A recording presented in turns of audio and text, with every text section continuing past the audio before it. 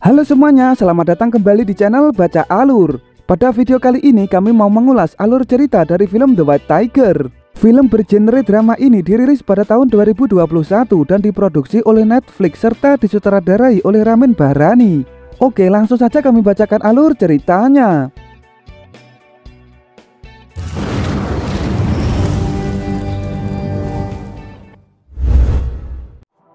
Film diawali dengan memperlihatkan keadaan kepercayaan di negara India yang terdiri dari umat Islam dengan satu Tuhan, Kristen dengan 3 Tuhan, serta sekitar kurang lebih 36 juta penduduk menganut agama Hindu. Saat dulu India menjadi bangsa terkaya di bumi, bisa sampai memiliki 1000 kasta. Namun di saat ini India hanya memiliki 2 kasta saja, yakni orang berperut besar dan orang berperut kecil. Perbedaan antara orang kaya dan orang miskin benar-benar sangat kontras.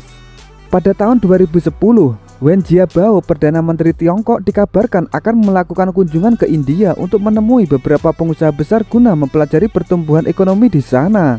Semua mata dunia tertuju pada pertemuan dua adik kuasa ekonomi itu.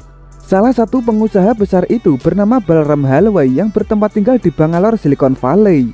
Walau Balram telah menjadi pengusaha besar, kini ia malah jadi buronan para polisi India. Kenapa demikian? Di film ini Balram ingin memberitahu mengenai kebenaran India melalui kisah hidupnya. Dulu saat kecil Balram tinggal di desa Laksmangar, sebuah desa yang begitu sangat penuh kekurangan. Kakaknya yang bekerja di kedai teh, sedangkan ayahnya bekerja sebagai penarik becak. Ditambah lagi ia memiliki seorang nenek yang memiliki pemikiran kuno bahwa anak merupakan investasi bagi dirinya. Oleh sebab itu nenek Balram selalu bergantung pada uang hasil jeripayah ayah Balram. Walau begitu, Balram selalu memiliki ambisi besar untuk merubah takdirnya dengan rajin belajar. Di sini dapat diketahui bahwa Balram terlahir dari keluarga yang sangat miskin. Hingga suatu hari saat ia bersekolah, ia mendapat pertanyaan dari salah seorang guru mengenai pesan sang sosok besar ibu sosialis. Saat itu hanya Balram yang dapat menjawab. Ibu besar sosialis India pernah berkata, anak di desa miskin banyak yang terabaikan, padahal mereka dapat menjadi anak yang tangguh dan menjadi Perdana Menteri India suatu hari nanti. Guru itu sangat kagum mendengar jawaban cerdas Balram. Menurutnya Balram merupakan murid yang langka seperti halnya hewan macan putih yang dapat ditemukan dalam satu generasi di kebun binatang. Untuk itulah guru itu akhirnya memutuskan untuk memberikan beasiswa kepada Balram agar dapat meneruskan sekolah unggulan di kota megah India yakni Delhi. Tentu Balram sangat senang dan segera menceritakannya kepada ayahnya. Desa Balram sering didatangi oleh para penguasa tanah yang tampaknya berideologi komunis. Mereka selalu menagih sepertiga dari penghasilan semua ayah di desa itu. Dan kebetulan di hari itu ayah Balram tak bisa menyetor kepada para penguasa itu. Untuk itu kakaknya mengajak Balram untuk berhenti sekolah agar bekerja saja demi membantu ekonomi keluarga. Tak pernah terbayangkan dalam benaknya Balram harus berhenti sekolah. Lalu suatu hari ayah Balram mengalami sakit TBC. Balram dan kakaknya harus berjalan ke desa lain selama 2 hari untuk mencari dokter karena tak ada polisi yang membangun rumah sakit di Laksmangar. Walau begitu ternyata di desa lain para dokter juga tidak ada yang mau datang untuk membantu masyarakat miskin. Hingga akhirnya ayah Balram meninggal dunia.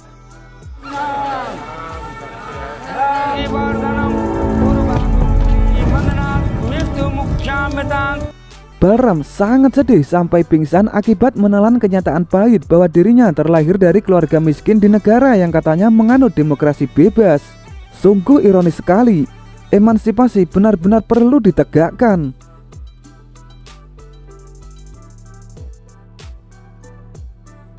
Keesokan harinya putra bungsu si penguasa tanah yang bernama Ashok ikut datang menagih hutang kepada masyarakat. Ashok dikenal sebagai seorang pebisnis batubara besar yang beroperasi di kota Dhanbad. Balram jadi memiliki ide untuk bekerja sebagai sopir pribadi bagi Tuan Ashok. Sebagai seseorang yang beragama, ia yakin takdir masih bisa berubah. Untuk itu, ia meyakinkan neneknya untuk memberinya uang senilai 300 rupiah. Uang itu akan ia gunakan untuk mengikuti kursus mengemudi mobil. Balram berjanji kepada neneknya itu jika ia telah berhasil menjadi sopir pribadi Tuan Ashok, ia akan mengirim jatah setiap bulan kepada neneknya itu. Mendengar janji itu, nenek Balram akhirnya mau menuruti permintaan Balram itu. Setibanya di kota Dhanbad, Balram mulai belajar menyetir mobil.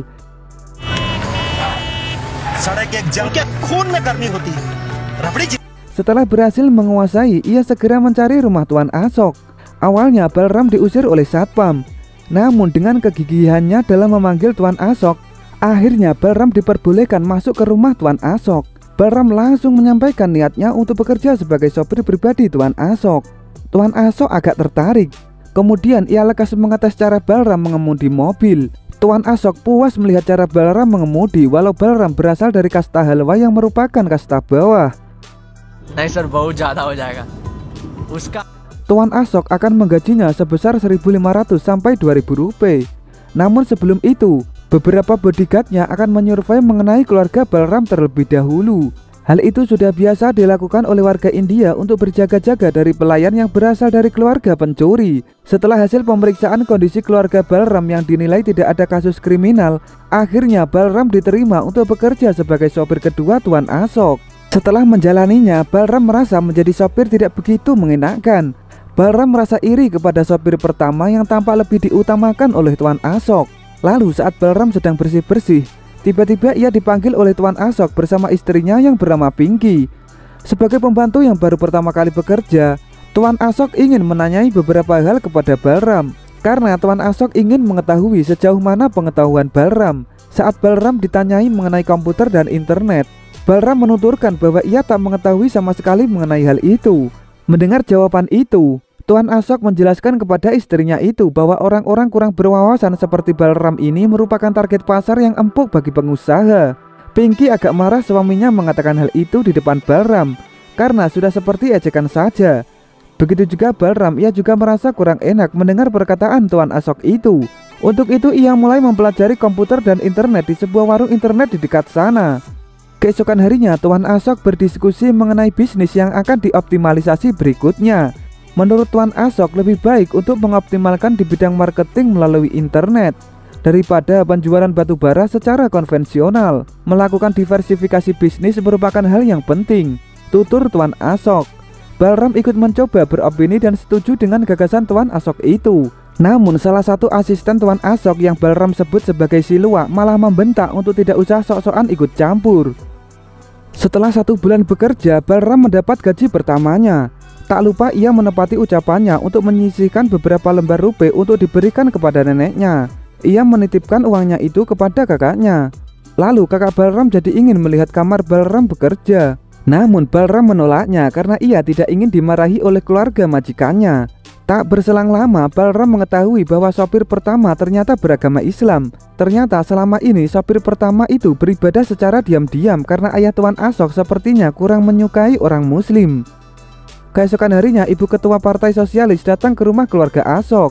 Akhirnya Balram bisa melihat secara langsung wajah dari ibu besar sosialis itu. Tampak orangnya sedang membuat rundingan dengan keluarga Ashok mengenai usaha batubaranya yang tak pernah membayar pajak kepada negara. Sebagai gantinya, ibu sosialis itu mengancam keluarga Ashok untuk membayar kepada partainya sebesar 2,5 juta rupiah.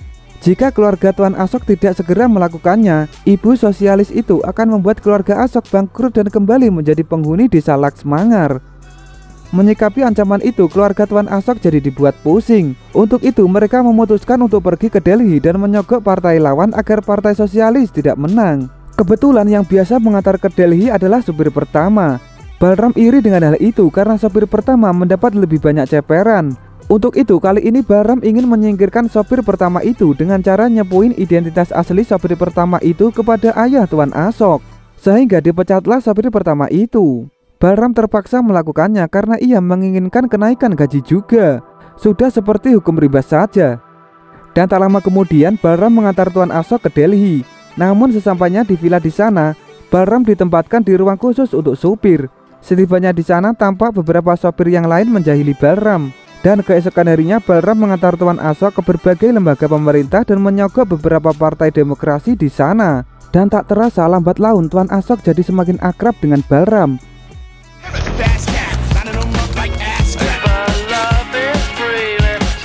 Dan keesokan harinya Balram kembali didekati oleh para sopir yang lain.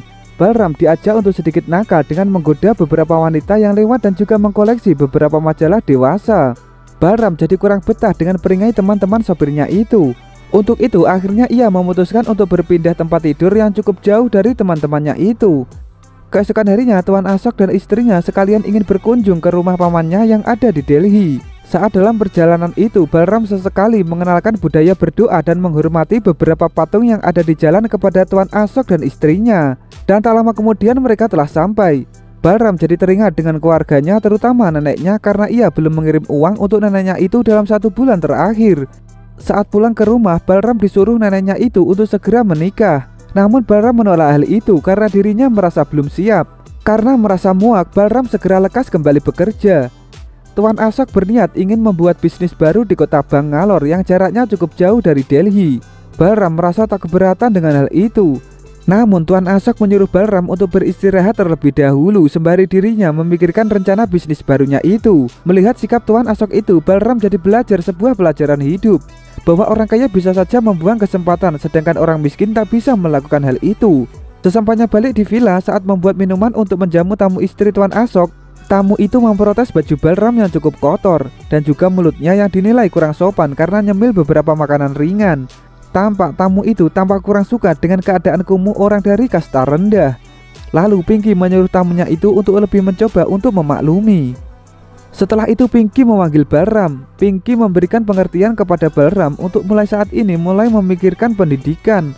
Pinky menuturkan hal itu agar Balram dapat mengubah nasib kastanya. Pinky merupakan orang yang tak setuju dengan sistem kasta yang ada di India. Untuk memotivasi Balram, Pinky menceritakan kisah ayah dan ibunya yang dulunya bekerja serabutan. Namun setelah mengenyam pendidikan, akhirnya keluarganya bisa terangkat ekonominya. Mendengar hal itu, Balram jadi mulai berbenah diri, membersihkan pakaian dan mulai membiasakan diri untuk selalu menyikat gigi sehabis makan. Balram jadi bertanya-tanya mengapa sewaktu kedua orang tuanya dulu masih hidup tak pernah mengajarkan kebersihan. Setelah terbiasa berpakaian bersih, keesokan harinya Balram memberikan surprise kepada istri Tuan Ashok dengan berkostum seperti sang Maharaja Inggris. Setelah itu, Balram mengantar Tuan Ashok bersama istrinya itu untuk pergi ke sebuah klub malam untuk lebih memeriahkan hari ulang tahunnya. Balram kembali dikomentari oleh teman-teman sopirnya. Balram juga kembali mengabaikan hal itu. Lalu saat Balram menyetir mobil dalam perjalanan mengantar pulang, ia sempat diprank oleh Tuan Ashok dan istrinya. Tuan Ashok dan istrinya itu ingin sesekali menghibur Balram. Namun sayangnya tindakan Pinky terlalu berlebihan. Ia mengendarai mobil terlalu kencang hingga akhirnya menabrak seorang anak di malam itu. Pinky langsung sangat panik dan segera ingin menolongnya. Balram mencegahnya karena lebih baik untuk segera pergi kabur mumpung belum ada satupun orang yang melihat. Pinky langsung menangis histeris karena ia sangat merasa bersalah. Setelah itu Tuan Ashok mencoba menanyai keadaan bumper depan mobilnya kepada Balram. Balram menuturkan bahwa ia telah selesai membersihkan darah yang tersisa akibat tabrakan barusan. Balram menenangkan Tuan Ashok agar tak perlu khawatir karena yang harus disalahkan adalah anak yang tertabrak itu. Karena sudah tahu keadaan malam namun masih saja keluyuran di jalan sembarangan. Balram menebak anak itu berasal dari kasta rendah seperti dirinya yang pada umumnya orang tuanya beranak pinak sangat banyak sehingga tak sanggup untuk merawat anaknya. Keesokan harinya Balram dipanggil oleh Silwa yang tampak sudah bersama seorang pengacara. Balram dibohongi oleh Silwa untuk menandatangani sebuah surat bahwa dirinya lah pelaku yang menabrak anak kecil tadi malam. Balram sempat mengerti mengenai surat pernyataan itu. Namun apalah daya, dirinya hanyalah seorang pembantu sehingga dirinya terpaksa mau untuk menandatangani surat itu. Tuan Ashok sempat memprotes tindakan Silwak itu. Namun Silwak menuturkan bahwa dirinya melakukan hal itu juga demi keselamatan Tuan Ashok dan istrinya. Melihat sistem hukum yang dapat dimanipulasi itu, Balram jadi sangat kesal. Ia jadi merasa orang dari kasta rendah seperti dirinya selalu tak bisa memiliki pilihan. Hingga akhirnya Balram dijebloskan ke dalam penjara. Balram merasa sangat marah dan tak berguna. Balram jadi berpikir mengenai motivasi salah satu guru sekolah waktu masih SD dulu seperti ada benarnya. Butuh seorang yang menyimpang layaknya macan putih untuk mengubah nasib. Balram mencoba mencari keluarga korban dan meminta kompensasi terhadap dirinya. Dan untungnya permintaan kompensasi Balram itu disetujui oleh keluarga korban. Sehingga akhirnya Balram dapat segera dibebaskan dari penjara. Namun usaha Balram itu sama sekali tak dihargai oleh ayah Tuan Ashok. Melihat hal itu, Pinky sangat marah besar kepada ayah Tuan Ashok yang bersikap tak bermanusiawi sama sekali terhadap Balram. Pinky merasa sangat kecewa dengan keluarga Ashok yang berkasta tinggi itu tapi tak bermoral.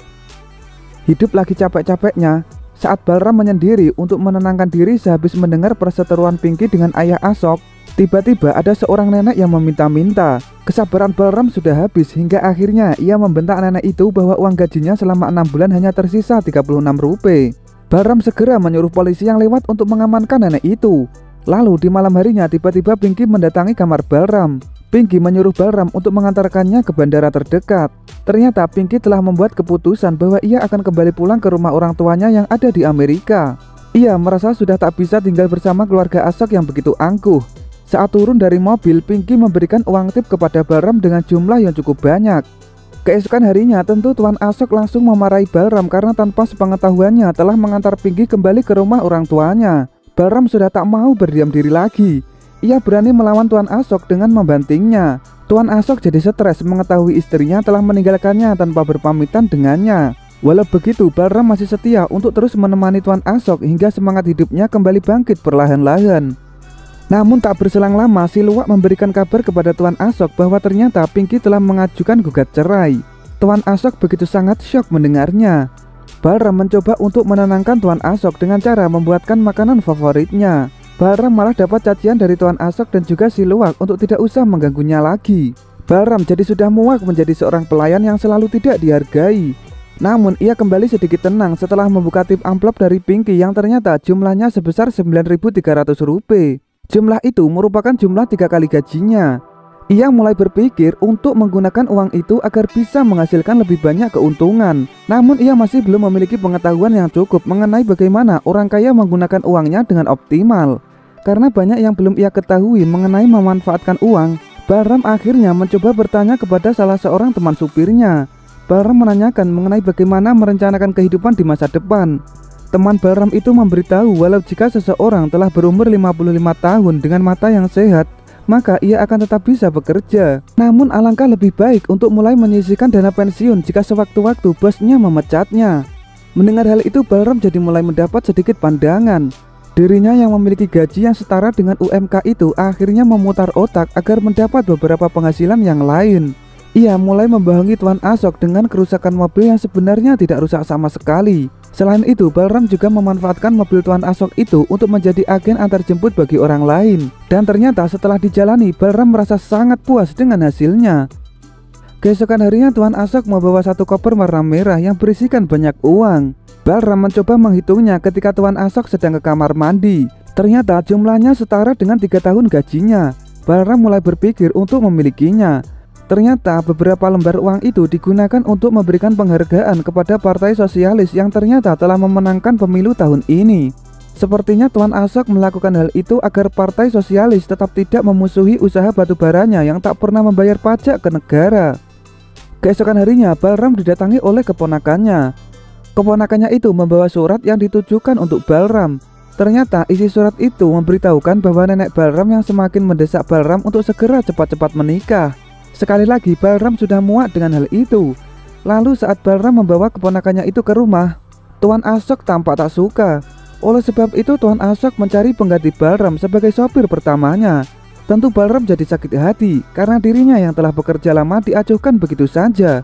Tak ingin terlanjur emosi, Balram mengajak keponakannya itu untuk melihat-lihat kebun binatang di Delhi. Di hari itu akhirnya Balram bisa melihat secara langsung hewan macan putih. Seketika Balram langsung teringat mengenai semua ketidakadilan dalam hidupnya sampai akhirnya ia jatuh pingsan. Setelah terbangun, Balram memiliki ide untuk bisa mengambil koper merah milik Tuan Ashok. Ia memberikan beberapa uang untuk keponakannya itu agar jika dirinya gagal melakukan rencananya, keponakannya itu masih memiliki biaya untuk kembali pulang. Lalu saat Balram mendapat tugas lagi untuk mengantar Tuan Ashok, ia berbohong dengan berpura-pura mobil bannya bocor. Di tengah-tengah hujan yang lebat itu, Balram meminta Tuan Ashok untuk melihatnya sebentar. Dan ketika Tuan Ashok melihat ban mobil, Balram dari arah belakang segera menikam Tuan Ashok itu dengan pecahan botol kaca yang telah ia persiapkan sebelumnya.